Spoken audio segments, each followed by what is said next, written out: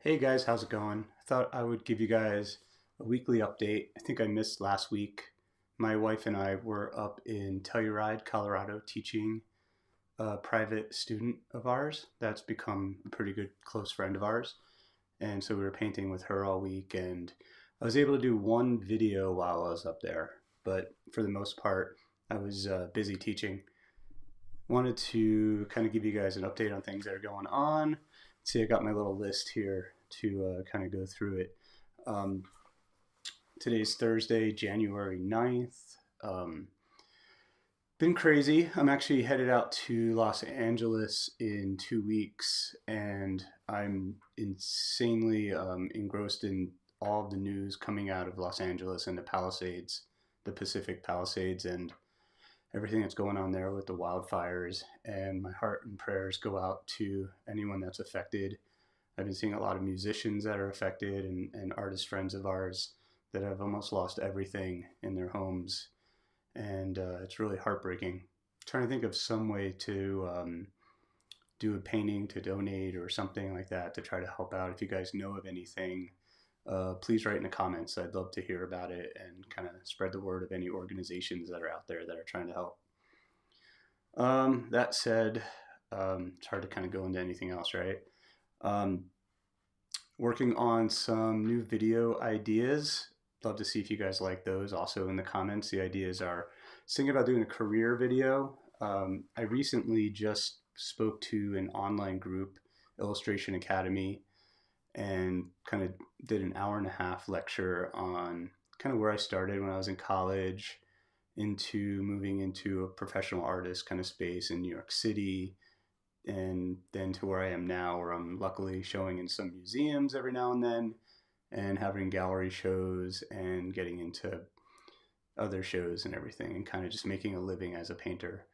And so I go through all of my artwork that I had back then, what I was doing when I was at the Art Students League, some pretty bad, gnarly work, but you can kind of see, and it gives people hope, I think, um, throughout my entire process, and kind of give advice that I kind of wish I had at that time in my life. And so thinking about doing, it would probably be a live format just like this, where I would just kind of go through my photography or photos of my artwork and everything. And thinking about doing that video, probably filming, probably maybe next week. I don't know. It'd probably be an hour and a half, 2 hours long. I think that's what my last lecture was that I did for that. Also, I have to film an opening for two videos. First off, in 2010, I actually had a video that went viral on YouTube, and I used some music on it that got me a copyright banned in a way. So I actually haven't been able to monetize or really dig into YouTube for the past, I think it was about 10 years. So 2020, I kind of gave up on YouTube in 2010 after I had this viral video where I was painting on the iPad. When the first Apple iPad came out, I set up a model that I had always worked with, this guy Henry, back in the day, and he was the model from my drawing DVD from 2008. I had him sit for me for about 2.5, 3 hours, and I drew him with my finger on the iPad. That back then we didn't have styluses or Apple pencils or anything that had pressure sensitivity, and so it was a lot of fun.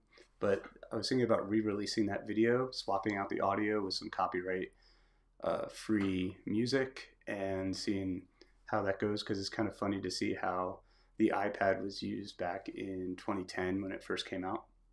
Also, at that time, because I actually had done a commercial with the Apple iPad 2 when that came out, but they didn't air any of my footage.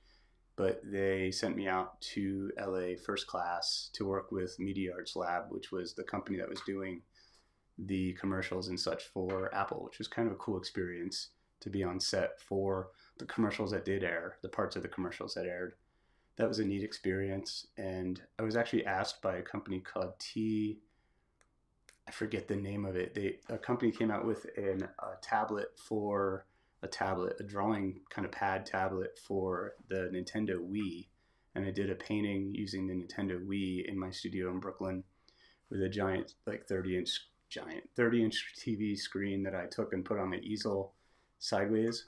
And so I have that footage also I found digging through some old hard drives, and I thought that would be kind of a cool video to re-release as well. Kind of holding off on painting videos for a while until the studio gets built. I want to do some skin tone mixing classes. Definitely have like skin tone challenge. I think it'd be kind of neat, where I kind of take a photo of a model with different nationalities and whatever, and I give myself, I don't know, like 2 minutes to mix the skin tone, and I talk myself through the skin tone or the palette piece that I mix for you guys to kind of show you guys my thought process in how I kind of do that. I think that would be kind of cool. But my studio, I still haven't moved in, kind of on hold because unfortunately my builder came down with COVID. And so it's also been the holidays. And so I think he got sick during the holidays. And so actually kind of don't know when he's coming back, but shout out to Dan. I hope you're feeling better. He's almost part of the family also because he's been here so much, and he's also wants to learn how to paint and everything. So I'm actually trading him some art lessons for some help building the studio as well, which has been pretty awesome in trade. He's going to have an easel in my studio for a little bit to work on some landscape paintings he wants to do. Pretty fortunate about that. Oh, I see some comments on here. Hey Chris, how's it going? Yeah, the news out in LA is really heartbreaking. I know I'm actually a big fan of this musician, Joe Bonamassa, and he has a huge guitar collection and out in, I think in that area, and he posted some photos that looked really disturbing, where he was kind of, I think, putting stuff all into like a shed, hopefully fireproof or something, of his entire guitar collection. And it's, thankfully, it seems like people have made it out alive, which is, but then people losing their entire lives to their life's possessions and everything at homes. It's really heartbreaking. I'm a big fan of Jacob Soboroff, and he's been doing a lot of reporting, and he grew up in that area. And so it really kind of puts a personal face on the wildfires. Hey Rob, how's it going? Oh man, reminds me of Mario Paint. Oh yeah, Mario Paint on the SNES and the Super Nintendo. Yeah, the tablet thing was kind of fun on the Wii. Let's see what else is going on. Oh, I'm excited. A video I posted, I think about a week ago. I feel like it went kind of quote unquote viral-ish, where I talk about the Van Dyke Z, even though in the video I kind of switched from Z to V for some reason. I think I hadn't had my coffee yet, which my coffee's around here somewhere. And so it's really confusing. I apologize about that, guys. It's kind of, yeah, it's a Z, not a V. But go check out that video. I think it has about 100,000 views already, which has been incredible. And then I posted a little drawing exercise that when I get into my studio, I kind of want to do with you guys, a little bit more in depth. I kind of outlined in the video how to do it, but I thought it'd be kind of cool to show you guys how actually hard it is to do the squiggle next to a squiggle comparative measurement exercise. It's really, really hard if you hold yourself to a very high standard, but it kind of rewires your brain to be able to see shapes accurately, and what it is that I look for within a face that can get complex, but you go down to these really basic principles of this is too long or too short, or this angle is a little bit more like this versus that. And so when you have that comparative measurement mindset, it really does rewire your brain to be able to see things a lot better. And it's an exercise you can do on the airplane if you're bored. You can do it, I think I said as a joke, like you can do it in church. You know, you can do anywhere that you can draw. If you're in high school, you can just draw on your notebooks and just practice that. It's super, super valuable. And it kind of goes after that whole, do you remember in the back of magazines, if you could draw this, then you can go to art school or something like that, or it was like draw a parrot and a pirate, like back and forth. And so it kind of, stuff that we intuitively want to do as someone that copies nature, but it boils it down into its essentials. Chris is saying, I have loved those videos. Oh, thanks, Chris. I really appreciate you checking those out. Chris has been posting a lot too. Check out his channel, Chris Clamp, on here. I appreciate the support, man. Still haven't figured out how to do the subscribe button that should be here. Like I should have like a cool like and subscribe video pop up. But if you do like this content, please like and subscribe. It helps the YouTube algorithm, I've been told. that helps you guys to see the content that I put out there. Also, someone messaged me that they subscribed, but they don't know when I'm live. And I think there's a bell notification next to the subscribe that you can do to be notified about that. That was my friend Steve, who actually had taken a workshop with me a while back in Belgium. Kind of reached back out, maybe 10. Haven't seen him in probably 10 years or so, and he lives out in Los Angeles. And I hope you're good, Steve. Hope everything's okay. Let's see. Yeah, studio update. There's been no progress since December 30th or 29th or so. Really excited about it, and it's kind of this idea of holding off something that it's like dessert. I can't wait for it now. We just need to do the floor. The floorboards need to be painted, and then moving in. We're holding off. We had a mini split that's planned for it, but because my neighbor called in the build with the inspectors, and the inspectors came out, and they were really cool. My neighbor, not so cool. They said that my builder wants to wait on putting the mini split because there's some plumbing I think involved, and so he wants to keep it simple while it gets inspected. So that's going to be a little ways off. So I'm going to be doing space heaters for a while in there. Can't wait to start filming in there for real. I got a new chair for there. I got a carpet or like a rug. So I'm going to knock down on some of the echo because I was filming in there maybe like a week or two ago, and actually had to redo a few videos because the echo was so crazy and I couldn't take it out in Premiere. There's like a reverb button that you can turn that takes out reverb, or I think it's like a de-reverb function. Hey Diane, how's it going? And so that those videos I had to refilm in my living room, and I'm always just trying to catch myself when my wife is working out and the kids aren't here. So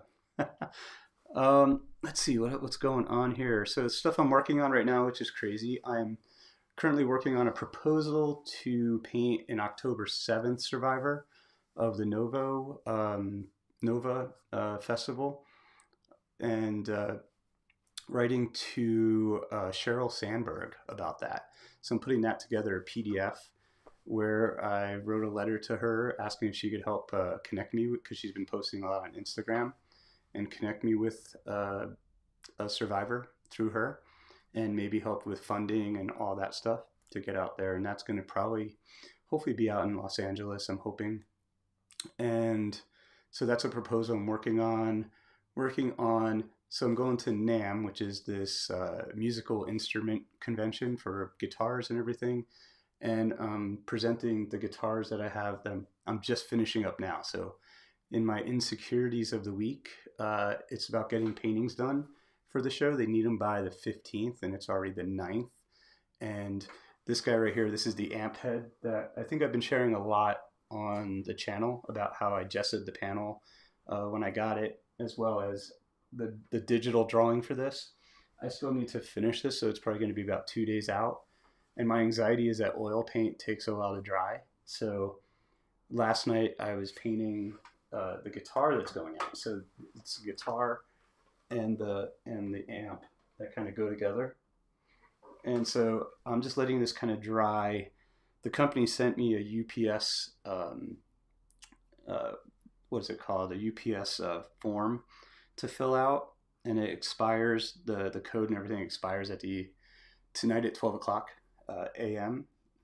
So I need to finish this up and just let it dry. So he's done. You can see where the pickup is. I had to paint around the edges of the pickup to match the guitar. The pickup is this part in the middle here for a P90 amp pickup. And so I paint the edges about 3 millimeters extra in there so that when they put it together, and it's all signed. Kind of excited about exhibiting this at that show. So I signed it in the joint right there, the neck joint. Let's see what else is going on. So we got the amp head. I still need to work on all the flowers, build up some of the texture. I'm pretty excited about it though. That is, oh, thanks, Chris. Yeah, texture is what I feel it makes a painting a little bit more strong, a little stronger, rather than making it look like a photograph. And so that's kind of what I'm working on in the studio. I'm about to start, because I don't want to work on anything. I'm working on this big painting over here. It's a landscape. I don't want to really touch that until I move into the big studio. So I'm working on some smaller stuff. I'm working on this painting that started as a demo for a workshop. This is actually that guy I was talking about, Joe Bonamassa, one of my favorite musicians, and he's a cool guy. And so I actually met with him backstage at a show here in Albuquerque and took some photographs for him for a painting. And so this is kind of the start of that piece.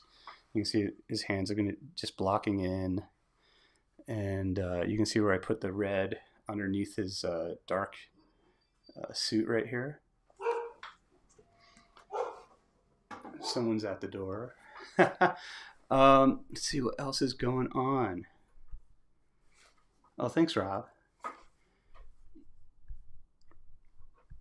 Let's see, painting, shipping. Oh, yeah. Another thing is, so my show came down on Monday. My museum show came down. Coordinating with the museum, getting the paintings back here when I'm here. That's been kind of fun, working with a company called US Art and the curator of the museum. So that's something that's kind of weighing on me a little bit. I actually have to get one of the paintings got accepted into the Society of Illustrators exhibition in New York City. And if I'm trying to get, the museum didn't have the budget to send the painting directly to New York.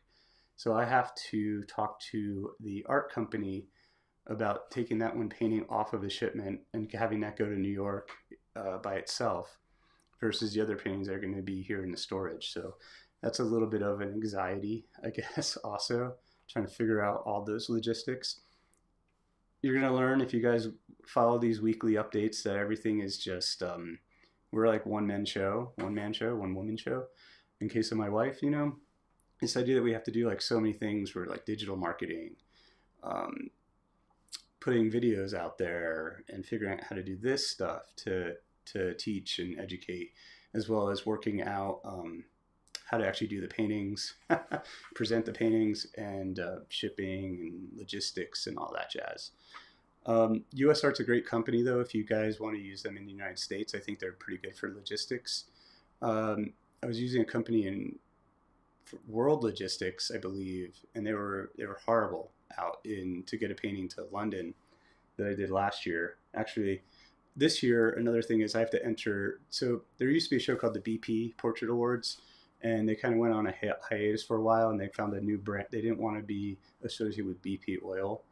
And so I think that now they're called the Herbert Smith Freehills portrait exhibition and contest in London. And I entered last year, and I got a painting that was, I think, 11 by 17. This is like a logistics story. So the painting got into the first round, which means the online judging. And then after you get there, they take 250 paintings, I think. You send them to London, and they judge it down to 50 paintings. And I've been lucky to be in the show, I think, 2 or 3 times. One year I got 3rd place, which was pretty cool. That was back in 2013, 2014, of a painting of my mom. And so I enter every now and then. And I think the jurying, I think it's the end of January. I could be wrong about that for the deadline. If someone knows, put that in the comments, because that would be helpful to people. I'd appreciate it. So getting the painting actually was bought by a collector in Canada. And so I had to send a box to Canada for him to package the painting to ship to London last year to get it to the judging alone. And my painting, it didn't get into the next round, which was cool. Not great, but whatever. And I had to find a way to get that painting back to the collector in Canada. And the shipping company just started ghosting me. And so I actually had a friend in London go and pick it up, and then tried to get the logistics company to pick it up from her house. And it was just a complete nightmare. So I'm about to enter that show again this year. And the painting wasn't giant. It's this size right here. So this is the same painting. This is the painting I'm thinking about entering this year of my friend Jeffrey. All right, so I'm thinking about entering him, and this was the same exact size as the painting last year. It was a self-portrait last year. This year, I was thinking about entering this painting of Jeffrey, who is a second-generation survivor Dachau. Both his parents were survivors of Dachau. And so a collector already purchased this painting, but he lives in New York City, and he hasn't come to collect the painting yet. So I'm kind of still working on it a little bit. My friend Miguel, who's an amazing guy. Oh, here's my coffee. Thanks, guys, for listening to me ramble. Oh, wait, we got some questions and stuff. Oh, someone's from Brazil. That's awesome. Cool. Sorry, I think there's also like a little bit of a delay on the comments and everything, as well as me rambling. Oh, so Chris used to work in logistics, and US Art's a great company. Thanks, Chris. They could totally get that. Yeah, I think the museum separated the painting, which is great. It's also really hard to kind of do this stuff from the computer, and I don't know about you guys, I'm naturally lazy in the terms of getting on the computer. I would rather be here at the easel than typing or sending emails and all that stuff, which I've actually learned that ChatGTP has been super helpful with. If I use AI for anything, it's for sending emails to logistics companies, or I'll just type out some blurb, just kind of stream of consciousness, and then it edits it for me, and it makes it actually sound more professional and easier to read. It's it's been kind of a lifesaver because I used to like stress over every aspect of sending emails, and the edit feature within ChatGTP is just incredible. January 14th, I believe, is the deadline. Okay. Oh, shoot. So that's coming up soon for the free holes thing. Thanks, man. Free hills. Free hills. It's funny. My wife, Shana, just entered, I think, yesterday. And so now I have to get on the computer and do that. So I'm adding that to I have this huge to-do list. Good morning, guys. Oh, the painting I'm working on is on board. So it's on that ACM panel that I always use. So aluminum composite material. It's pretty lightweight and it doesn't warp. And I use magnets on the back. And so this board on my easel is a magnet board. And so it's just easy to swap paintings in and out. On the back of the guitar are magnets as well. And I have to take those off before I ship it. Actually, and that's going out today to UPS. Hey Sam, how's it going? Do you use a system for drawing like site size? Hey Sam, I just posted a video on kind of my drawing method and thoughts on that. Definitely check it out if you can. But you can make a relationship with one of your art logistics company. They should have an international broker. Oh, that's a great idea. Yeah. You know, it is pretty expensive. I think not getting into that exhibition last year cost me about $500 or $600. But you got to keep entering. I think entering shows, no matter where you are in your career, is helpful. You're going to lose 100% of the shows you don't enter. I've heard that stupid saying before. Let's see what's going on. Oh, that commission that was giving me anxiety. I think I told you guys about in the last video about the collector in Houston that wanted me to paint his grandmother. I had an amazing email from a guy. I won't give his name. I think his name was Dan on my Patreon page, and he gave me this really amazing, almost like verbatim. I kind of used verbatim of what he asked, what he said I should say. You know, he's like, hey, you know what? If you want an extra like $500 off, that's cool, but realize that this is how I make my living, and it's I've already given you a discount. Anyway, the way he wrote it was amazing, and I messaged the guy. I wrote it out, messaged him on text message, kind of right before it was during Hanukkah, and so it was with a Happy Holidays message for the first night of Hanukkah, and he got back to me. The guy was really nice. He said, hey, let's talk after the first of the year. Now it's already the 9th, and I haven't heard back from him, but I feel like there's still like an opening there to maybe do this commission of his grandmother who is a survivor. So that was incredible. Thanks a lot, Dan, for helping with that. I really appreciate it. Very thoughtful, very thoughtful.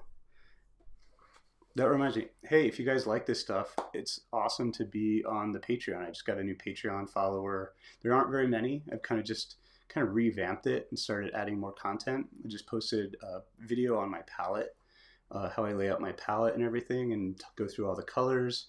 I'm going to probably put on some of the atlas of anatomy that I have on my site, as well as I'm working on this document about that I bring with me to my in-person workshops, where I talk about color terminology, like what is chroma, what is intensity, what is value, hue, kind of the basics of everything. And then I go into the basics of all the mediums that I use, the basis between what a natural pigment is versus a synthetic pigment, and how that affects color mixing.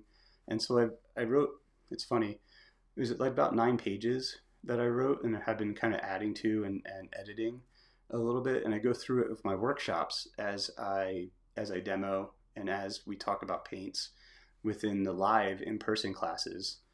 And I'm going to be posting that on Patreon as well, because it's kind of this organic document that I have on Google Docs that I kind of add to and subtract from. And I don't know if I'm going to start adding illustrations to it or not. Could be fun to kind of move into that way. Another project that I kind of have going on in the background. Rob says, oh, I may be wrong about that date. Apologies. Seems there's some competition in London. Is that there's another competition in London? Rob saying, I think that might be. Is there a self-portrait prize also in London? I'm not sure if the paintings have to be there in person or not. I forgot. Again, Instagram. I see this stuff really quick when I scroll and I don't retain it. I'm thinking more about on Instagram right now, you know, what's going on in Los Angeles and the fires, and because it really adds a personal element to what people are going through in there right now. And so a lot of the art stuff and the memes, which are kind of, it's just background noise. Let's see what's going on. I've told you about the shipping issues. If my painting does make it to New York, it probably will. It'll be at the Museum of American Illustration, Society of Illustrators. I think they're on 61st or 63rd or 62nd Street on the east side, between Lexington and Park, I believe. I used to go there a lot. My son started doing some drawing lessons there last year while he was in high school, which was kind of cool. They usually do have live models and everything. But I'm gonna have a painting there. I used to enter the show when I was in college, and then when I got out of college, when I wanted to do illustration. And my dream is to someday do a postage stamp. Still kind of held on to that, even though I'm a painter now versus an illustrator. And I thought it'd be cool to enter this year. You know, I was working with John English and the Illustration Academy, and they kind of put this bug in my ear. I said, oh, maybe I should like kind of reach out into illustration again, because it's a lot of fun. So that'll be on view there. I entered their professional show. I think it's in the uncommissioned category, and it's a painting of Jeffrey also called Generational Trauma. Let's see what else. Okay, Rob's messaging. I'm not sure if it was self-portrait thing. Oh, thanks Rob for checking that out. Yeah, a lot going on. So workshops. I have a workshop in Philadelphia, life drawing, coming up in May. That's going to be really amazing. Live drawing from the model. And then Shana and I, okay, so in order, March, I'm going to be in Scottsdale. That's a 5-day painting class at the Scottsdale Artist School. I'll have links in the description to all this stuff. In June, Shana and I are going to Urbino, Italy to teach.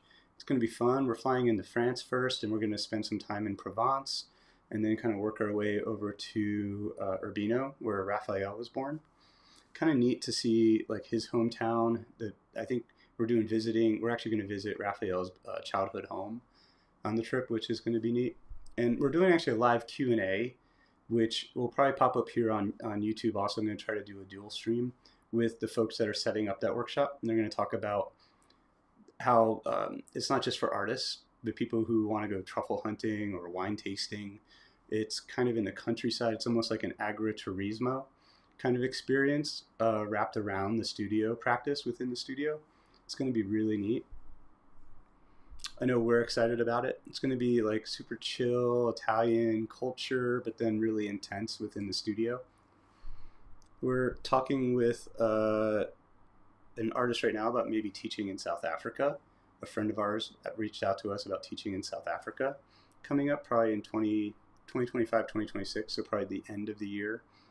That sounds like a lot of fun. We were in South Africa, wow, like maybe 5 years ago teaching, and that was incredible. We taught in Stellenbosch, which is kind of the college town in South Africa. It's also a wine country. That was a great experience. let's see. I have some new products in the t-shirts and hats. I'm going to order some myself. It's a Support Living Artists hat, which I love because, you know, the dead ones don't need any more money, you know, so support the living ones. I put on some guitar hat type stuff. I was thinking about making a hat for the conference at NAMM, but I don't know. It's kind of goofy. It's kind of, the hats and stuff like that are just kind of fun for me, but it's a great way to support the channel. Yeah, I think that's it, guys. I've been rambling here. What time is it? 30 minutes on here. Do you guys have any questions for me at all about what we went over? I'm not, okay, so we haven't got any questions. Awesome. So look out for those videos that are going to be coming out. I'm pretty stoked about that. I'm going to get back to painting this guy. I'm also editing a video on the guitar, how I kind of processed through the guitar, and I did little kind of time-lapse segments of painting this flower, or starting on this area of the painting, or this is part of the skull. I'm going to try to make a 5 to 10 minute time-lapse video with music of painting of the skull, and also, if that does well, maybe also the painting behind me, the painting of the amp head over here. Awesome. I'm trying to think what else is kind of cool and new in the studio. So we don't have any lighting in our studio right now. My wife's light went out, and we've been using this really cool thing called the Ott light that we brought with us to Telluride. So this thing, I totally recommend it. I don't know how much they were because Shana bought them. Maybe like 40 bucks. It's an LED strip here, and it's got really good natural color light to it. It's called an OTT light, Ott light. And I'll turn it on. It's going to look overblown on the camera, but actually it's pretty good light to paint from. If you're anywhere, you have like a small space and it just clips on to the corner of the easel. You can see up there. Right there's the clip. Totally recommend it. That's kind of the newest thing in the space because of we're out of light. My wife is going to be fixing up the light when her studio gets done after my studio is done. I'm trying to think what else. Oh, we got some books, what I'm reading. A friend of mine sent me this book for Hanukkah. Actually a collector of mine in Nashville. It's kind of neat. And what I thought was really cool is that he's wearing a pin right here, Zachor pin, which was a pin that Ben Lesser, who I've been painting, I actually painted him holding the pin. So I thought that was kind of neat that they were both survivors of Auschwitz, and they're probably friends. Eddie Jaku. And it's pretty good so far. It's really easy read, and really impactful.